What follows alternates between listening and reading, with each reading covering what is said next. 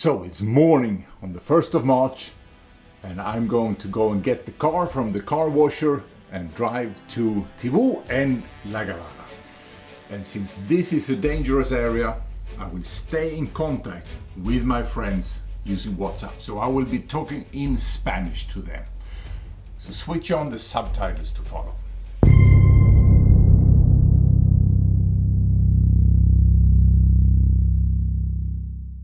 As you will notice, I lost the films from the cameras and from the drone. So what I will do is I will recreate this trip based on messages that I sent on WhatsApp and using Google Earth and whatever other tools I can, satellite images and so on, to tell you the story of this trip. So let's see where I was. You recognize North America, South America. Here we have Colombia and Venezuela, the border. Cúcuta. In the morning I went here to pick up the car. I had to leave early to get to La Gavara and back before nightfall.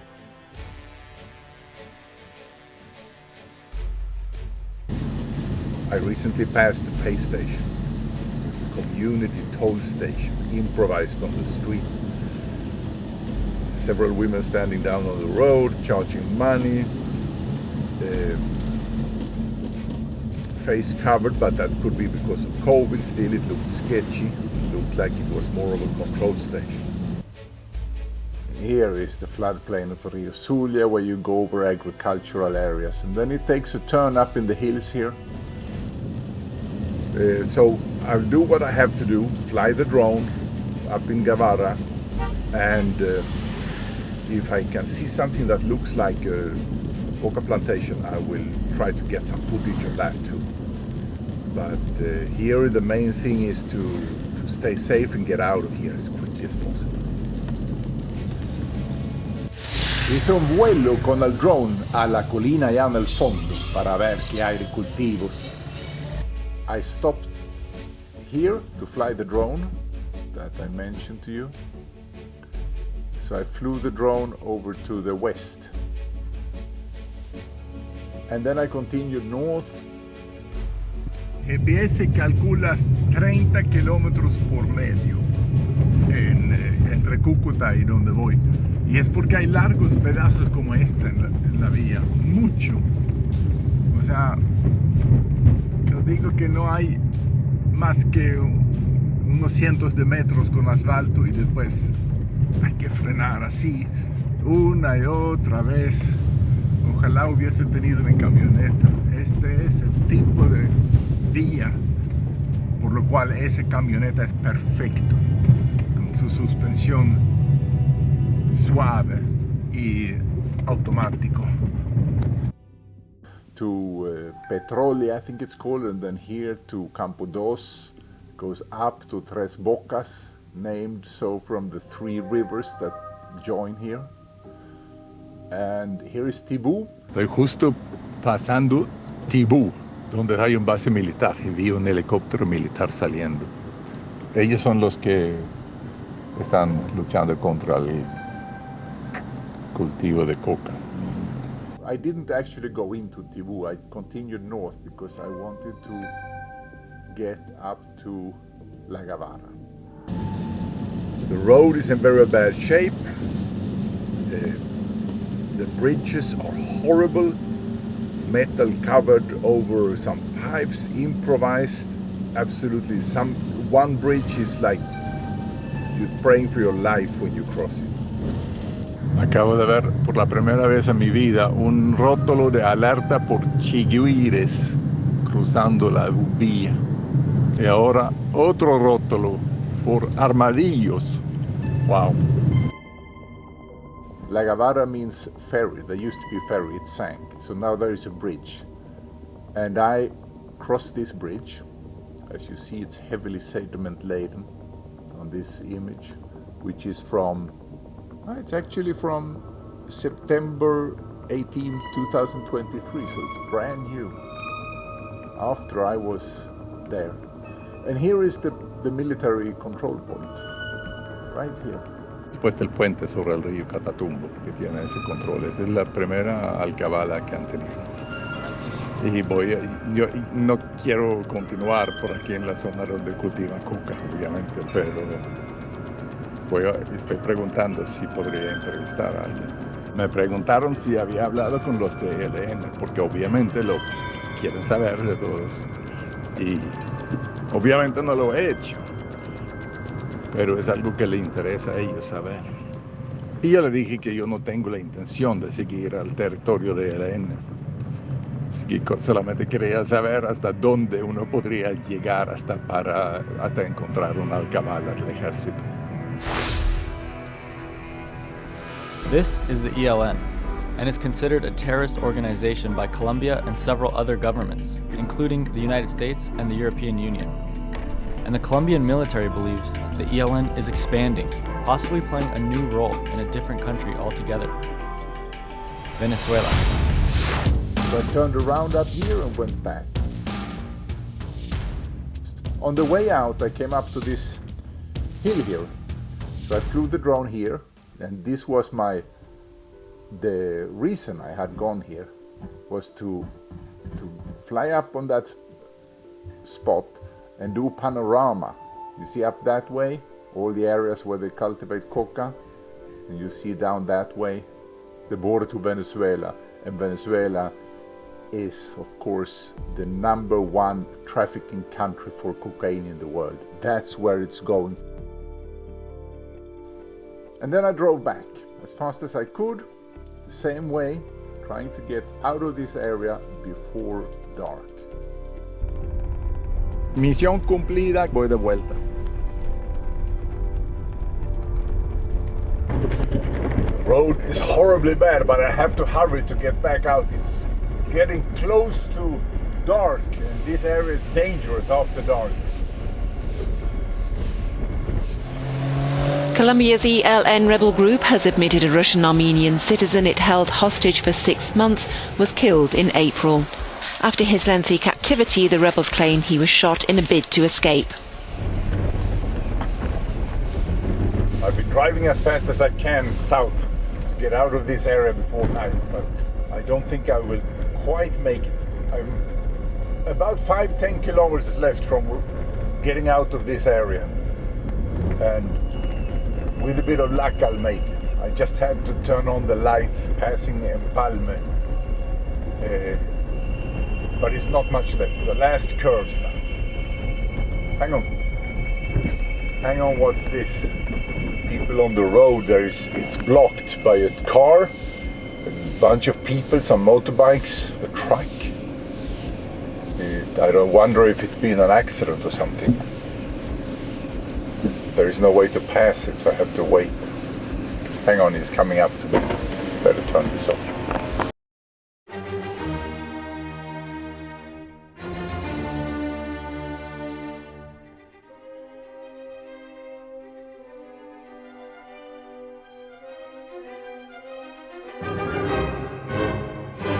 But when I was going back and I came right here, armed men on the road stopped me, and they said that they belonged to the ELN guerrilla.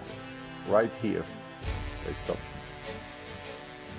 I was coming from that direction, and they had several cars. They had one car stopped here with some workers from the oil company and a truck here. After that, my friends lost track of me, and it got reported as a missing person. After a few days, it came out in the news in Colombia. El ciudadano llega a la ciudad de Cúcuta el 22 de febrero del mismo año y hasta el momento no se ha tenido conocimiento de alguna exigencia económica ni información por fuentes formales de inteligencia. Este secuestro de este ciudadano sueco se da en medio de los preparativos que se adelantan para iniciar el tercer ciclo de diálogos de paz con el ELN en La Habana, Cuba, en el que se espera alcanzar un cese al fuego bilateral, alivios humanitarios e incluir a la sociedad civil en las negociaciones.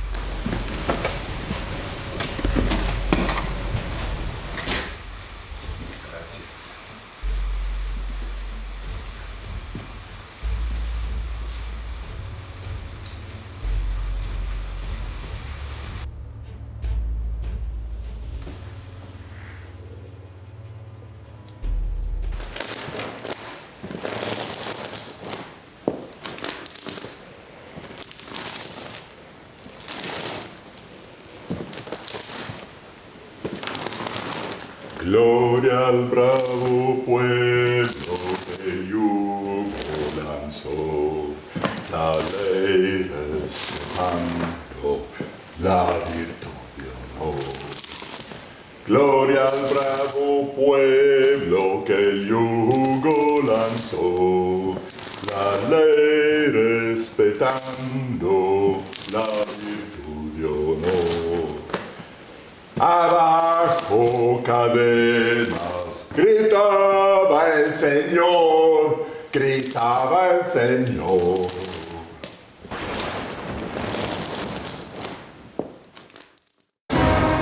Conocimos información clave en la búsqueda del ciudadano sueco Ulf Birger Erlingsson, Johanna. Secuestrado por el ELN en Tibú, en norte de Santander. Andrea, se trata de un video de cámaras de seguridad que muestra el momento en el que aborda un carro en Cúcuta rumbo a La Gabarra, donde según sus familiares iba a realizar un proyecto audiovisual. En un chat, su esposa reportó la desaparición hace 25 días. Sveriges säkerhet. El ciudadano de nacionalidad sueca, Ulf Birger Erlingsson, minutos antes de que el ELN lo secuestrara, según un comunicado en el que la organización criminal así lo confirmara. Hoy en Infórmate Más hacemos públicas las pruebas recopiladas de chat y audios del mercenario suecoamericano Ulf Birger Erlingsson, de 63 años, quien venía figurando públicamente con fachada de activista político, defensor de los derechos humanos y geógrafo. Les compartimos el siguiente informe para que no queden dudas sobre el carácter criminal de su actuación. When a guerrilla group classified as terrorists calls someone like me, who has been a human rights defender, fought for democracy and freedom, my lema is Sopa de Lijos, sovereignty, peace, democracy, liberty and justice. When they call me a mercenary, and they don't even realize that I actually am a doctor in physical geography, they didn't believe that. Well, one thing I can say, they are very ignorant. I noticed that, extremely ignorant. But they're not, I wouldn't say they're evil people, those I met. They have some very good qualities, but they are very disinformed, not to say brainwashed, by evil people exploiting them. That's how I see it. They are not bad people, they are being exploited. They are also victims. There's a lot of things to be said about that, and too much to say in this video, so I will continue in this series to go into depth of different aspects of this, what happened during the kidnapping, what we talked about. We discussed terrorism. They admitted openly to me doing acts of terrorism. They actually did an act of terrorism while they held me. So continue watching this series, but now I will sign off here to tell the story of my release.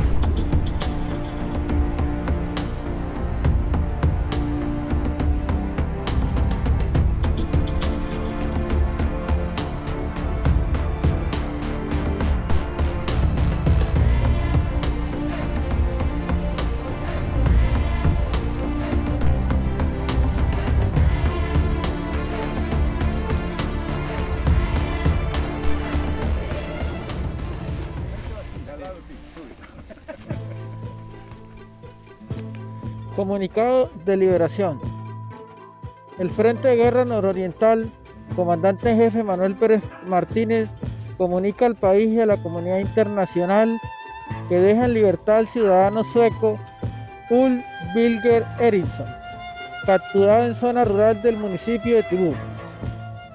Ulf Birger fue privado de la libertad el 1 de marzo y luego procesado por estar realizando acciones de espionaje, donde actuando junto con las fuerzas mercenarias ha ejecutado planes de desestabilización contra varios gobiernos de América Latina. Este personaje durante años ha utilizado el territorio colombiano como plataforma para la realización de sus acciones criminales, entre otras, tráfico de armas, entrenamiento de mercenarios, conformación de grupos terroristas, organización y conducción de operaciones. Con los terroristas. Con los terroristas.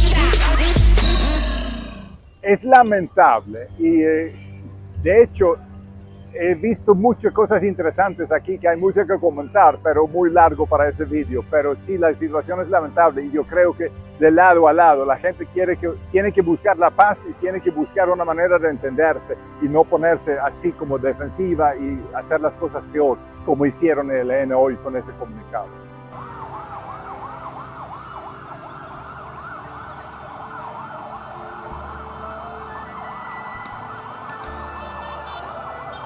My release was negotiated in Catatumbo by the Defensoría del Pueblo, the United Nations, and the Catholic Church. After driving for about 6 hours, we arrived to the governor's offices in Cúcuta, where the police, military, and the FBI were waiting. From there, I was escorted back to Miami by FBI bodyguards in what seemed like from a Bond movie. Obviously, I'm not at liberty to reveal specific security arrangements. I got my new camera in replacement for the one they stole, XT20. I'm missing the lens stick and the gimbal is on its way. Soon I will be back to record this vlog, Devil's Green. Right now I'm in Miami. Okay guys, it's been a while. The last take was from February 28th. Then, on March 1st, I went up to the final destination for this trip, up to La Gavarra by Rio Catatumbo in Colombia, Norte de Santander. And I made a little drone take there, but on the way back I was stopped and detained by the ELN guerrilla, and I was held kidnapped as a hostage for over 2 months. I was released, gone to Cúcuta, to Bogotá, back to Miami. And here I had to buy a new camera because they stole my camera, so I bought one exactly like the one I had before. And now I'm heading back to Sweden. So I'm in Miami Airport on the way back to Sweden. And a big shout out to the Americans, to the US government, to the federal program for helping victims of kidnappings and international terrorism. I will get back to more of that stuff, but well, back traveling. So I'm in New York now, on the way back after the weirdest vacation ever. If you can call it vacation. 2 weeks in Cúcuta, and then 2 weeks in Miami. But in the intermediate time, 2 months, I was held hostage by terrorists. The guerrilla classified as terrorists. So let's get to that part. It was rather curious. I was captured in Colombia, but very weird things happen indeed. Finally, I'm home in Sweden again. And the first thing I want to do is to give a big thank you to the FBI who met me in Cúcuta, who escorted me to a safe location, who had bodyguards assigned to me the whole way, who gave me medical treatment and the evaluation in the US Embassy in Bogotá, took me to the airport and escorted me until I was safe home in the United States. And then, since I live in Sweden, they even paid for the air ticket back home to Sweden. The US government help for victims of international terrorism is very good. And I'm sorry to say that I cannot say the same about Sweden, but that's how it is. You know, the one thing that worried me the most when I was held hostage was what was going to happen with my company. I have my own company. I'm making sedimeter instruments, environmental monitoring instruments, and there was nobody here who could answer the phone when I was gone. That really had me worried that I would lose the business. So the first thing I asked when I got to Miami and the meeting with the FBI in the very airport was, I wonder what happened with my business. And the woman from FBI said, don't worry, you have orders waiting. I've been reading your emails. That's nice. This is what I'm doing. These are old instruments. This is the second version, SM2, and these are two different SM3 versions. The present version, SM4, I can't show you because I sold them all out with orders that came in while I was being held hostage. Very nice. Now, apart from that, some comments about what happened.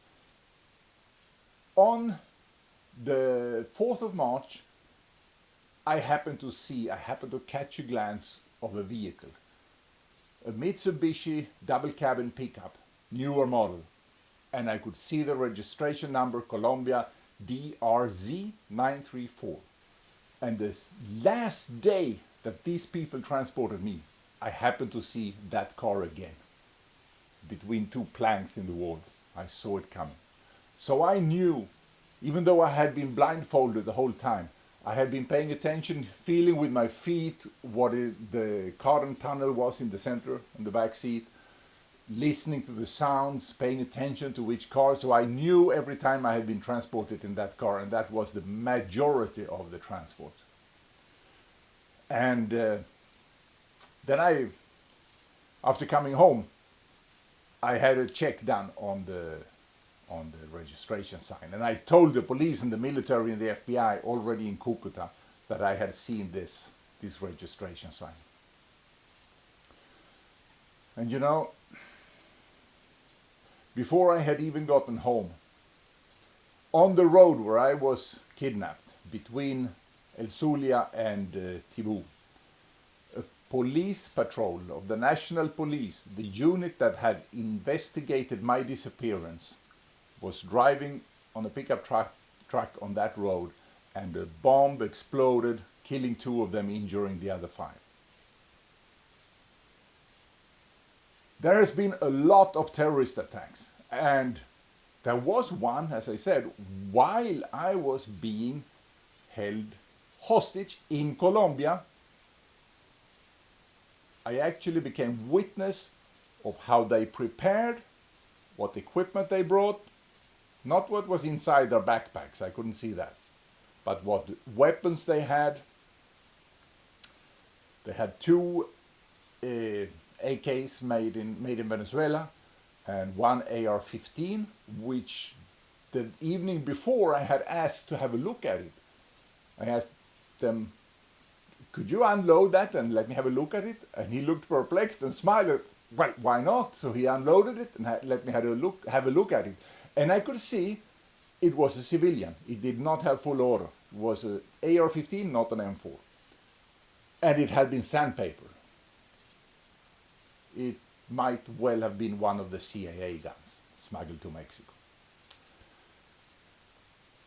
So I saw them leave. And in the night, I woke up. It was cold, so I turned off the fan, and I heard an explosion. So I recorded the event in my memory, and when I came out, I asked a journalist, was there a bomb on that day, on that night? And he said no. Then I Googled it when I got back home, and I saw that, yes, they actually bombed a gas pipeline that night. Exactly that night. And the source, the picture of the blown up pipeline, was attributed to the very journalist that I asked when I was released, who was with me in the car, who had said that no, nothing happened. He was the one who took the picture.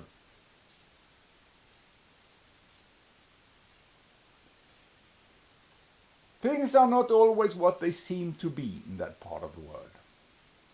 After my release, both the Swedish and the United States governments marked that territory as red for tourism. Do not go there. I went until I came to a military checkpoint to see how far you could get before entering guerrilla area. The military checked my passport, reported it to his boss.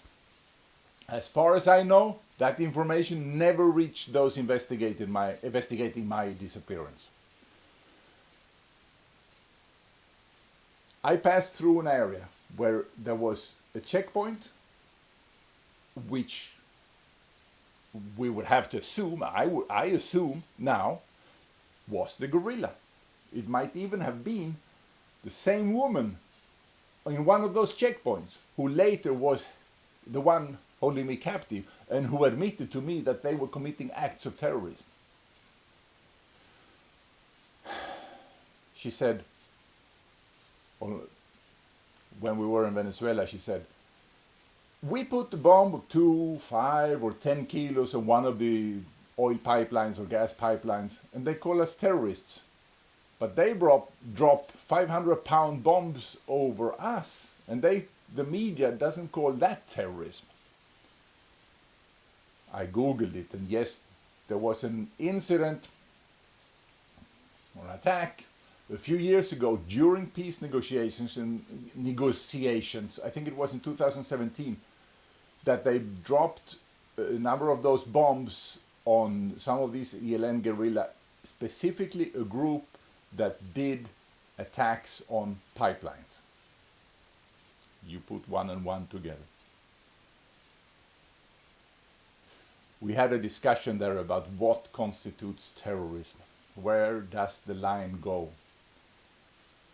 And I think they missed one important point, and that is to be considered a legitimate freedom fighter in the eyes of the world in international law. You have to have the support of the majority of the population. Or if the majority does not have access to true information, at least they would have supported you if they would have known the real facts. That is criteria number one to be able to claim that you are a freedom fighter and not a terrorist organization. The rest is secondary. But I went through that whole thing with them because I have studied that since I have been helping the resistance, the legitimate resistance in Venezuela against the dictatorship. Because in Venezuela, the people, this resistance does have the support of the majority, unlike these Marxist guerrillas in Colombia. Now, regarding the last words of their communique about me, that they had treated me with respect for the rule of law and treated me as an enemy soldier, we talked about that too. I told them what the law said about the Geneva Convention, I think it is, or the Hague Convention, the law about terrestrial war. So, in a certain sense, they were right. They did treat me with respect. They even, when I got sick, they treated me like one of their own. And they found a large amount of honey in one place. They brought me honey. On the other hand, they never beat me. They never did anything like that to deliberately hurt me. I tried to flee once. He shot out after me. One guy shot, but I think he didn't shoot to hit. He shot nearby. And after that, they chained me. So, and handcuffs and chain to both feet. But they never did anything. They never even said a bad word. They never drank alcohol. They never took drugs. And now, one thing they did do was to lock me up in social isolation, obviously with the intent to make me talk and give up names. That's not according to the rules. But they went just a little bit beyond the rules, not a lot. I think people who are being imprisoned by the regime itself in Venezuela has got a much harder time. But still, that is considered torture. But I don't have any bad feelings towards them because they were all low-level people And they claimed they were not into drug trafficking. However, in a hole in the ground in one of the cells with a dirt floor that they did not get time to clean up properly because I tried to escape. There they had forgotten a package, a brick of what I presumed to be cocaine.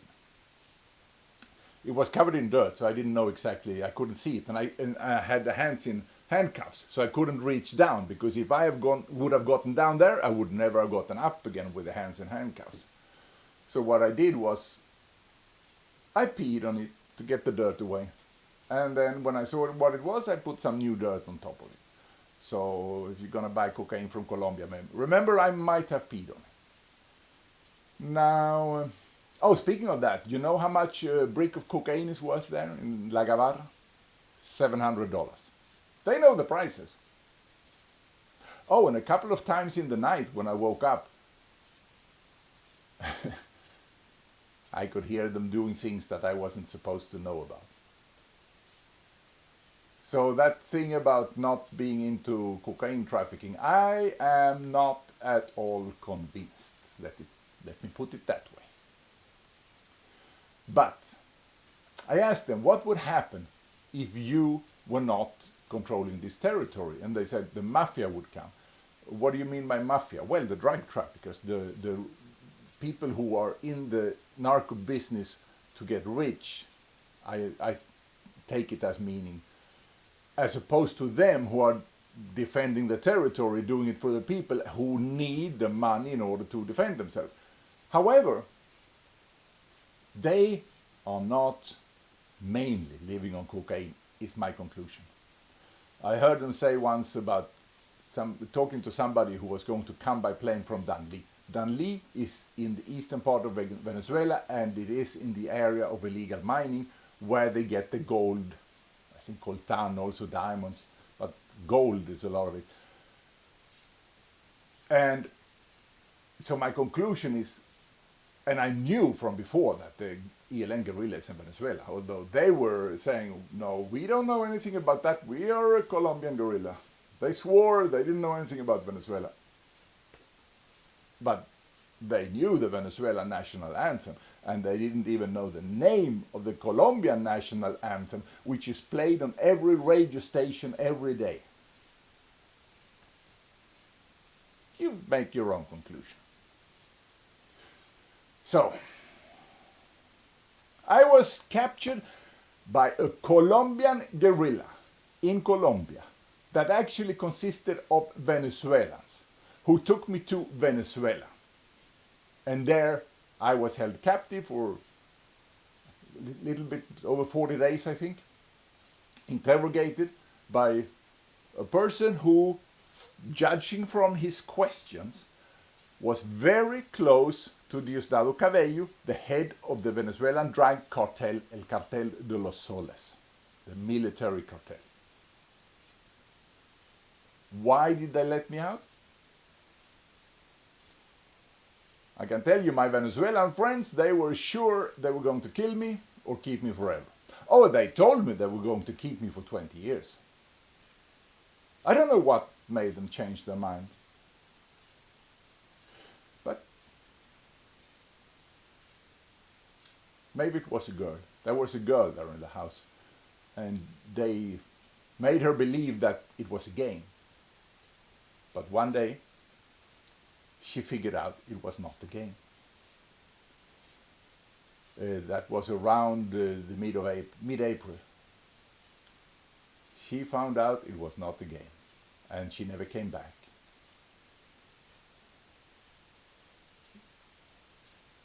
Who knows? I don't know why they let me go. Coincidences, but one thing I did know. I knew I was going to come out alive because many years ago I had a premonition that I would come out well and fine from a kidnapping. So I was never worried. I was always calm, and they were nervous. So I tried to keep things calm, making jokes to be able to have them calm, because I did not want them to get nervous. one of the first days they took me to an execution site, kind of a mock execution, saying that if they were going to check on me if I had any implants or metal or anything, and if they found anything, they would shoot me right there. So I saw it like a way of scaring, but I stayed calm, kept smiling. That's the first time I heard that woman. She was there. I could hear her voice, and actually the blindfold had slid up a little bit, so when I lifted my head a little bit, I could see her body, and I could see. That's why I know she's the same person who was there, the same woman, the one woman who's been there the whole time. The only thing she showed to me otherwise was the eyes, not the face. But she has very characteristic eyes, and actually I did see her once without the pasamontaña, as they call it, because the wooden houses they have a lot of openings between the planks where you can put your eye and see. Well, now in this studio here, I'm going to sit down and have discussion with a Venezuelan friend who has applied for asylum in Sweden. And we're going to talk about a lot of these things, but in Spanish. So therefore I'm doing a summary here in English for all of those who prefer to hear it in English rather than to read subtitles from Spanish. So now, time to end. Sign off. Please subscribe and look at the coming chapters. Por mucho tiempo me tenían encerrado en un cuarto en una finca invadida, que yo creo que fue en el Zulia,